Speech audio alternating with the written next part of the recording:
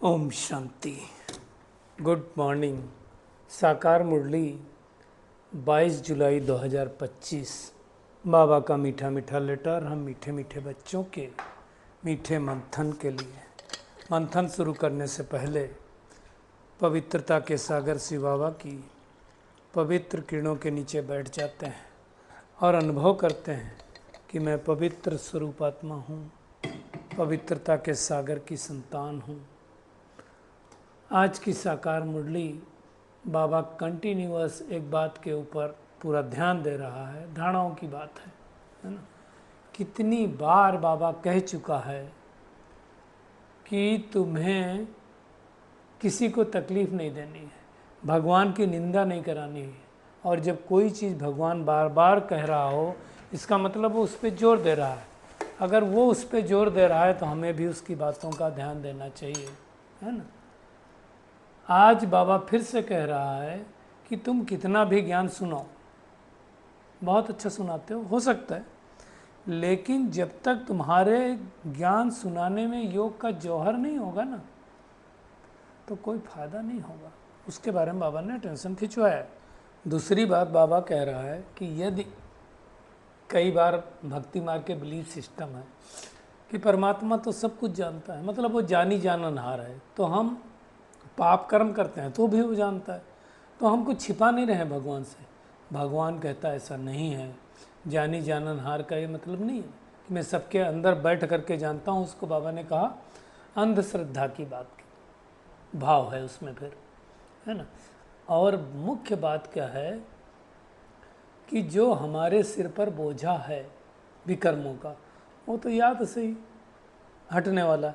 और याद अगर हम करेंगे नहीं तो मिटेंगे कैसे। बाबा आज स्पष्ट रूप से कह रहा है तुम कितनी भी सेवा करो, कितना भी ज्ञान सुनाओ, लेकिन अगर याद नहीं है, योग नहीं है। बाबा देखो क्या कह रहा है, किसको समझाने का बहुत शौक रखते हैं। योग पाई पैसे का नहीं, इससे फायदा क्या है ना। इससे पद नहीं मिलने वाला है। मुख्य योग है, योग नहीं होगा तो कुछ नहीं होगा। तो कितना हम याद करते हैं। बाबा ने कहा अगर तुम कहो मैं बहुत याद करता हूँ, तो चाल चलन से पता चल जाएगा। खुद हम अपना चार्ट देख सकते हैं ना, भगवान को देखने की जरूरत नहीं है, याद में ही फेल होते है ना। तो मुख्य बात है याद करने की।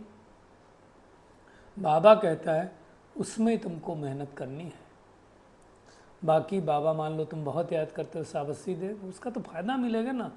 कई लोग जब बोलते हैं कि बाबा आपके बगैर तो हमारा कोई है ही नहीं, हम आप और किसको हम याद करेंगे, हर समय आपको याद करते हैं। बाबा ने कहा ये गपोड़ा है।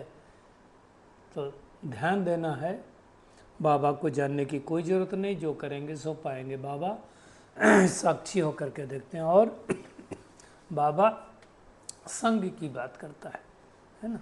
और संग तोड़ करके हमें एक बाप का संग जोड़ना है। संग का भी बहुत प्रभाव पड़ता है, वो भी हम देखेंगे, है ना। बाबा कहता है भक्तों को ज्ञान सुनाओ, व्यर्थ फालतू में किसी को नहीं सुनाओ। दान भी हमें देना होता है तो क्या करना होता है, पात्र देख करके देना होता है ना। कई लोग पूछते हैं हमको तो दान करने की आदत है, अब ज्ञान में आ गए हैं तो क्या करें। बाबा कहता है गरीबों को तो दान देने वाले बहुत हैं, धन दान देने वाले तो बहुत हैं, ज्ञान दान देने वाला कोई नहीं, तो ज्ञान दान दो। तो उसको भी हम देखने वाले हैं। और बाबा कहता है कि चलन से मालूम पड़ता है ये बच्चा सपूत है व कपूत है, तो भी देखना है ना। तो उसके बारे में भी हम देखेंगे। बाबा ने कहा कोई डलहेड है तो धारणा हो ही नहीं सकती, हमें तो ऐसा नहीं करना है।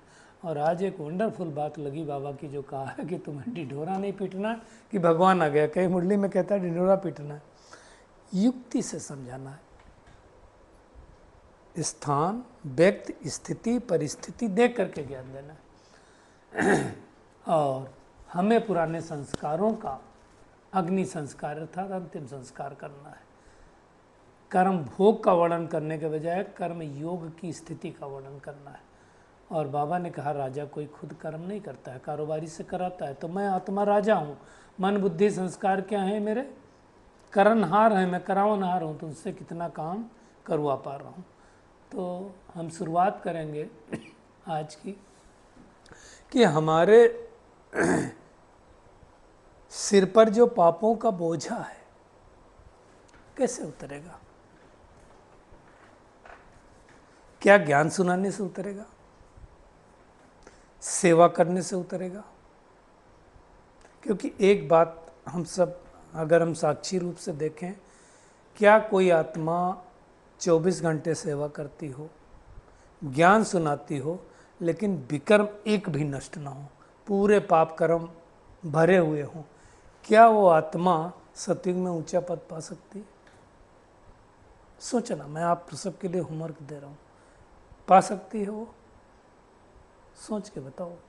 बाबा ने कहा ज्ञान में तो बहुत तीखे हैं, सहज है, 84 के चक्र को जानना है, पढ़ाई लिखाई को जानना है, लेकिन योग कितना है? आप सोचो, ज्ञान में टिकलू टिकलू बहुत करते हैं, याद कितना करते हैं? याद नहीं करेंगे। और मोस्ट इम्पॉर्टेंट बात है, अगर मेरे अंदर याद नहीं है, मान लो मैं ज्ञान खूब सुनाता हूँ, खूब सेवा करता हूँ, क्या मेरा प्रभाव सामने वाले के ऊपर पड़ेगा? उस आत्मा के अंदर कुछ परिवर्तन होगा? देखो, होगा। आप सब कहेंगे कि ज्ञान में जब तक याद का जौहर नहीं होगा तब तक तीर लगने वाला नहीं है, बाणी में शक्ति नहीं होने वाली। तो पहली जो मुख्य सब्जेक्ट हमारी है वो याद की है, वही प्रयत्न करना। और उसके लिए बाबा कहता है विकर्मों का बोझा है, उतारने का प्रयास करो। एक तरफ उतारने का प्रयास करो, दूसरी तरफ विकर्म चढ़ाना नहीं है। चढ़ते कैसे विकर्म है? निंदा की, किसी की ग्लानि की, चुगली की, हाँ, ये नहीं सुधरता है, इसके बारे में किसी की कमी कमजोरी देखी तो बहुत इम्पॉर्टेंट है कि हमारे अंदर वो कमी कमजोरी देखने की कमियां आ जाएंगी और फिर हम पाप कर्म के भागीदार होंगे। तो ऐसा हमें नहीं करना है। हमें विकर्म नष्ट कैसे होना उसकी मेहनत करना, कैसे बोझा उतरे इसका प्रयास करना। क्योंकि बाबा ने कहा ऐसे बहुत हैं जो अथाह पाप करते हैं। कैसे पाप होते हैं? किसी की कमी कमजोरी देखी, दूसरे के सामने वर्णन किया, किसी को बोल दिया है तो कभी सुधरेंगे ही नहीं। इनको तो मैं 10 साल से कोशिश कर रहा हूँ, ये सुधरे नहीं। सॉरी टू से, वो आपके पाप कर्मों को बढ़ाएगा। आज बाबा तो ये भी कह रहा है, बीके आश्रम को भी तकलीफ देने की कोशिश करते हैं कई लोग। अच्छा काम कर रहे हैं, अच्छा नहीं देखा जा रहा है तो करते हैं, सेंटरों पर भी किटपिट होती है, इससे बहुत पाप चढ़ता है। हमें वो सब नहीं करना है। सदगुरु का निंदक ठौर न पाए, कहाँ? सतयुग में ठौर नहीं मिलेगा। बाबा देखो क्या कह रहा है, बीके की निंदा करने वाले का भी बहुत भारी पाप है। किसको समझाने का शौक चाहिए, लेकिन योग पाई का भी नहीं तो फायदा क्या? बाबा कहता मुख्य बात है याद करने की। बस भक्ति मार्ग में एक आदत पड़ गई है, पुकारते रहते हैं, धक्के खाने की, आवाज़ करने की, प्रार्थना करने की, परंतु भगवान को कान कहाँ है, सुनेगा कैसे? क्या कहते हैं? चलें बिन पग सुने बिन काना, करें कर्म कर बिन। तो कान के बगैर सुनता है, बगैर पग के चलता है, बगैर मुख के कैसे बोलेगा? वो तो अव्यक्त है। तो बाबा कहता है सब अंधश्रद्धा की बात है। कई लोग कहते हैं भगवान तो सुनता ही नहीं है। कई लोग कहते हैं क्या भगवान बहरा हो गया, नहीं सुन रहा है? भगवान को सुनने की आवश्यकता नहीं, ड्रामा में ऐसा प्रोविजन कर दिया कि सब ऑटोमेटिकली हो रहा है। कुछ उसको सुनने की आवश्यकता नहीं है। जो कुछ कर्म करेंगे तुम आत्मा में रिकॉर्ड हो जाएगा, और फिर उस अनुसार हमारा वो जो हमने आज कर्म किया, फिर उस अनुसार हमें फल आएगा। तो ये बात अच्छी तरह से समझने की आवश्यकता है, नहीं तो फिर लोग भगवान के ऊपर, अभी भी आज ही कोई बोल रहा था भगवान न करे ऐसा हो गया। मैंने कहा भगवान ऐसा करता है क्या? भगवान ऐसा नहीं करता, लेकिन अब क्या हो गया, हमारी आदत पड़ गई, भगवान न करे ऐसा हो गया। तो बाबा ने कहा जितना याद करेंगे उतना पाप नष्ट होंगे। ये भी नहीं कि ये बहुत याद करता मैं कम याद करता हूँ, खुद ही अपना चार्ट देखना है, किसी दूसरे के चार्ट को देखने की आवश्यकता नहीं है। खुद अपनी चेकिंग करनी है, और हमारे अगर अंदर याद की धारणा होगी ना, तो हमारे चाल चलन से, व्यवहार से दिखाई देगा। तो मुख्य बात है याद की। आज बाबा याद पे बहुत जोर दे रहा है। याद पे दूसरा लीकेज नहीं, कोई पाप कर्म नहीं होना। पाप कर्म करेंगे तो बाबा ने गिरेंगे। कल भी कहा था महारथियों का सेवा करते हैं, योग में बहुत कच्चे, आज भी कह रहा है। तो मुख्य बात है याद।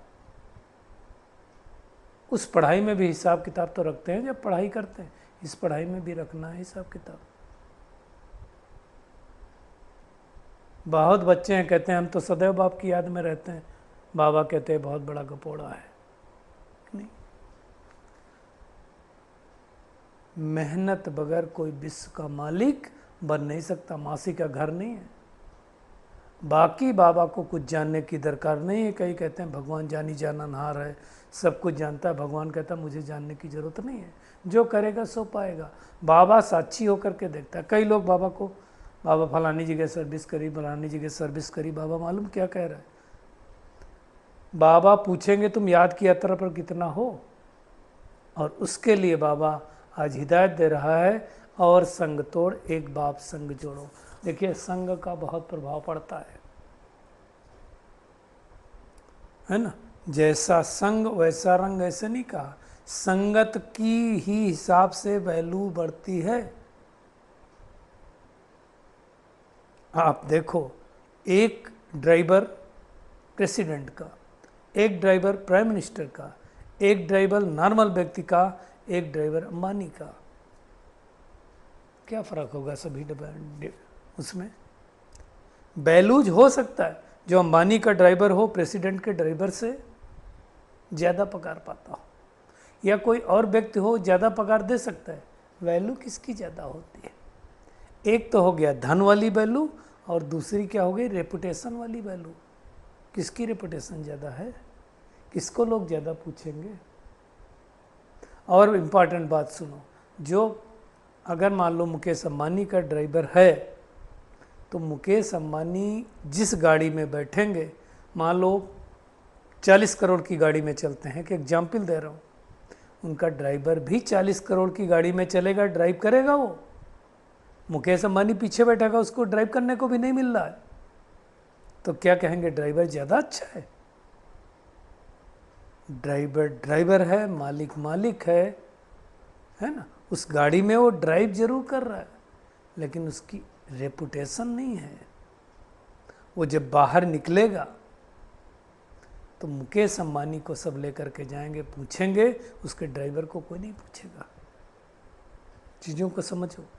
तो एक होती है भले पगार मिलती हो, है ना, लग्जरी लाइफ, और एक होती है हमारी वैल्यू क्या है, इमेज क्या है।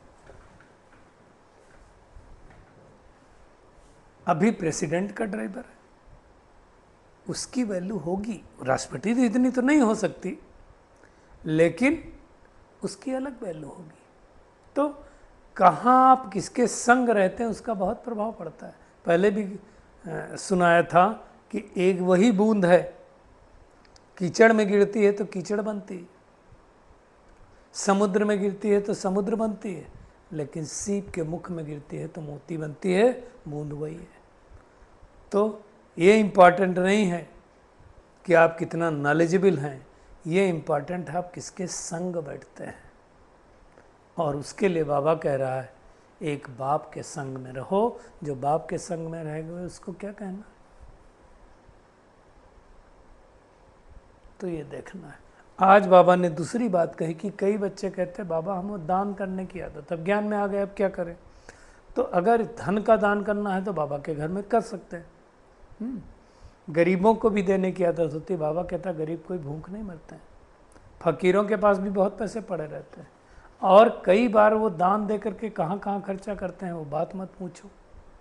गलत जगह में दान कर दिया तो उल्टा बोझा चढ़ जाएगा, है ना। ज्ञान मार्ग बाबा कहता कोई हंसी कुड़ी का मार्ग नहीं है। तो हमें दान पात्र देख करके करना है ना। और सबसे बड़ा दान तो ज्ञान दान है। वो दान करो जिससे किसी का जीवन बन जाए, बाकी चीज़ों में क्यों जानना है? तो उसको ध्यान देना है। तो हम कितना ज्ञान दान करते हैं, और ज्ञान दान करने के लिए बाबा जो कह रहा है कि योग में पावर चाहिए, तो उसके बारे में हमें पूरा टेंशन खींचना है। बाबा ने कहा जो अनन्य बच्चे जो सेंटर संभालते हैं, एक तो समर्पित हैं और भी लोग संभालते हैं, मेहनत करनी पड़ेगी। योग नहीं होगा, मुख्य सब्जेक्ट आज बाबा बोल रहा है याद करने का है, तो उसकी मेहनत करनी है। बाबा ने कहा कोई डल हेड है तो फिर धारणा नहीं करते, कर ही नहीं सकते, याद कर नहीं सकते। और एक बात ध्यान रहे, एक बार भंभोर को आग लग गई ना तो फिर योग नहीं कर पाएंगे। हाहाकार में हमारा योग नहीं लगेगा। कहीं शोर हो रहा हो तो योग लगता है क्या? तो हमें उस चीज़ों का ध्यान देना है। धन व्यर्थ में नहीं गंवाना, इधर उधर फालतू चीज़ों में नहीं गंवाना है, हमें ध्यान देना है। बाबा कहता है ऐसा नहीं कि ढिंढोरा पीटना कि भगवान आ गया। देखो अब समय नहीं है ऐसा कि आप सीधा सीधा बोलो भगवान आ गया, भगवान आ गया, नहीं कोई सुनने वाला है। तो क्या करना पड़ेगा? जो पहले कहा, स्थान देखो, कौन से स्थान पे आप सुना रहे हो, व्यक्ति कौन से लोग हैं, किस तरह के लोग हैं, पढ़े लिखे लोग हैं, कम पढ़े लिखे लोग हैं, स्थिति कैसी है उनकी, परिस्थिति कैसी, इसलिए हमेशा ऑडियंस कैसी है देख करके ज्ञान सुनाना होता है। और आज ज्ञान सुनाना आत्मा परमात्मा का ज्ञान सुनाना नहीं है, वो दिन चले गए। क्या सुनाना पड़ेगा? आज उनको जो प्रॉब्लम है, मेरा अगर सिर दर्द हो रहा है तो पहले सिर दर्द ठीक करो, मेरे पेट में दर्द हो रहा है तो पेट दर्द मेरा ठीक करो, मेरे को डिप्रेशन की प्रॉब्लम है तो डिप्रेशन ठीक करो, मेरी इतनी सारी प्रॉब्लम्स चल रही हैं, आप आत्मा परमात्मा लेके बैठे हो, मैं नहीं सुनने वाला हूँ। आपको उनकी प्रॉब्लम के हिसाब से ज्ञान सुनाना पड़ेगा, और उसके लिए चाहिए परखने की शक्ति और निर्णय करने की शक्ति। परख करके निर्णय लेना है कि इनको किस तरह का ज्ञान सुनाना है। सीधे सीधे बोलेंगे भगवान आ गया, हंसते हैं लोग, नहीं करना। हमें रोशनी मिली तो दूसरों को रोशनी देना है। ऐसे नहीं बाबा कह रहा है ब्रह्मा कुमारियाँ प्रसिद्ध हुई हैं, बाप आ गया वो प्रसिद्ध नहीं हुआ है। तो हमें लायक बनना है, पहले लायक सपूत बन करके फिर सर्विस करनी है, तब सबूत देना है। पात्र देख करके दान देना, ऐसे नहीं देना कहीं भी गए हम हमारा फालतू है हम जा करके दे के चले जाए, नहीं, वो सब नहीं करना है। आज के वरदान पे आते हैं। पुराने संस्कारों का अग्नि संस्कार करने वाले सच्चे मर्जीवा भव। जैसे कोई शरीर छोड़ता है तो क्या होता है, उसका अंतिम संस्कार करते हैं, है ना। सोचते हैं अंतिम संस्कार करने से उसकी सदगति हो जाएगी। अब जब अंतिम संस्कार कर देते हैं तो उसका नाम समाप्त हो जाता है, उसके नाम के आगे लेट लग जाता है अगर कहीं लिखना है। रूप तो खत्म ही हो गया, शरीर जल गया, नाम भी गया, रूप भी गया। गुण तो उसके साथ साथ कुछ दफन हो गए और कुछ साथ लेकर के चला गया। हम परमात्मा के बन गए, मर्जीवा बन गए, शरीर में रहते हुए दूसरा शरीर लिया, शरीर वही है, लेकिन अब पुराने संस्कार, पुरानी स्मृतियाँ, पुराने स्वभावों का अंतिम संस्कार करना है। बाबा कहता है अगर जैसे वो संस्कार किया हुआ मनुष्य सामने आ जाए तो कहेंगे भूत आया, भूत आया, भागो भागो भागो। ऐसे भी यहाँ यदि कोई संस्कार किए हुए हैं और वो संस्कार फिर से जागृत हो जाएं तो ये भी तो माया के भूत है ना। इन भूतों को भगाना है, इनका वर्णन नहीं करना है। पुरानी अगर कोई आदत, कई लोग बोलेंगे मेरी तो आदत ऐसी है, नहीं भाई मैं तो ऐसे ही करता हूँ। मेरे को क्या होता है, मैं कोई काम करने बैठा तो जब तक वो काम ख़त्म नहीं हो जाएगा मैं हिलने वाला नहीं, फिर चाहे जितना नुकसान हो जाए, चाहे मैं खाना ना खाऊं। कई लोग होता है भोजन को छोड़ देते हैं। अब आप एक बात बताओ, भूख लगी है आपके पास, मान लो हम एक काम करने बैठे हैं, वो काम कंटिन्यूअस चलने वाला है, 2 घंटे और चलना, 12:30 बज गया, 1 बज गया, मुझे बहुत तेज़ भूख लगी है, काम ख़त्म होने वाला है 3 बजे। कुछ लोग क्या कहेंगे, अब काम ख़त्म करके ही भोजन करते हैं, 3 बजते बजते हमारी भूख ख़त्म हो गई। अब उस भोजन करने का कोई फ़ायदा है, शरीर में लगेगा, शाम का डिनर भी लेट होने वाला है। उसके बजाय क्या करो, उसको स्टॉप करो वहीं पर। इसको बोलते हैं समेटने की शक्ति। भोजन करो अपने टाइम से, फिर करो, वो काम तो बाद में भी हो सकता है ना, उससे कोई फर्क नहीं पड़ने वाला है, टाइम तो उतना ही लगा। इसको बोलते हैं टाइम मैनेजमेंट। ये कई लोग नहीं कर पाते हैं तो परेशान रहते हैं, दिन भर उनको काम काम लगता रहेगा, मेरे को इतना भी ये काम बाकी। अब सोचो 3 बजे तक जो काम करेगा, 3 बजे फिर खाना खाएगा, 3:30 पौने 4 बजेगा, फिर शाम के काम करने का टाइम आएगा और उसको भूख भी नहीं लगेगी, फिर लेट खाएगा, बोलेगा मेरा सारा टाइम ऐसे ही चला गया। काम तो फिर भी उतना ही करना है ना। तो टाइम बहुत इम्पॉर्टेंट फैक्टर है। कब करना है वो नहीं इम्पॉर्टेंट है, किस समय करना है वो ज़्यादा इम्पॉर्टेंट है। आप ट्रेन पे जा रहे हो पकड़ने के लिए, आपकी ट्रेन छूट गई, अगले दिन वही गाड़ी जाती है, कहेंगे मैं 5 मिनट लेट हो गया। नहीं साहब, 5 मिनट लेट नहीं हुए, पूरे 24 घंटे लेट हो गए हैं आप। समय की वैल्यू है, उसकी वैल्यू को समझो। तो वो चीज़ें जब तक हम करेंगे नहीं तब तक नहीं आएगा। कर्म भोग का वर्णन करने के बजाय कर्मयोग की स्थिति का वर्णन करो। मेरी स्थिति कैसी है, कर्म भोग क्या है, प्रॉब्लम क्या है, उसको डिस्कस करने से कोई फायदा नहीं। हमारी स्थिति क्या है। और आज की जो आजकल इशारों की पॉइंट आ रही बहुत श्रेष्ठ है। जैसे राजा स्वयं कोई कार्य नहीं करता, राजा कभी नहीं करता। हमने अभी सतयुग का वीडियो देखा ना, कुछ भी नहीं करता है वो। कारोबारी करने वाले अलग अलग होते हैं, है ना। अब सतयुगी हमें बनना है तो क्या करना पड़ेगा, अपना राज्य कारोबारी ठीक करना पड़ेगा। अगर राज्य कारोबारी ठीक नहीं होंगे तो राज्य डगमग हो जाता है। ऐसे मैं आत्मा कौन हूँ, करन करावनहार हूँ। ये शक्तियाँ मेरी मन बुद्धि संस्कार क्या है, करणहार है। तो करावनहार आत्मा, करणहार कर्मेंद्रियों के ऊपर रूल करेगी ना, राज्य करेगी ना, तब तो सही रास्ते पर चलेंगी। वो नहीं कर पाएंगे तो फिर क्या होगा। तो वो हमें करना है।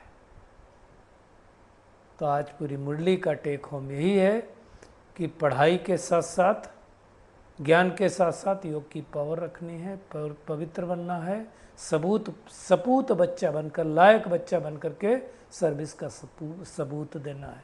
श्रीमत पर पहले स्वयं को श्रेष्ठ बनाना, गपोड़े नहीं मानना। स्थूल धन भी व्यर्थ नहीं गंवाना है, पतितों को दान नहीं करना है, ज्ञान धन भी पात्र देख करके दान करना है। और हमारे जो पुराने संस्कार हैं, है ना, उसका अंतिम संस्कार करना है। कर्म भोग का वर्णन करने के बजाय कर्मयोग की स्थिति का वर्णन करना है। तो ऐसी हमको मेहनत करनी है।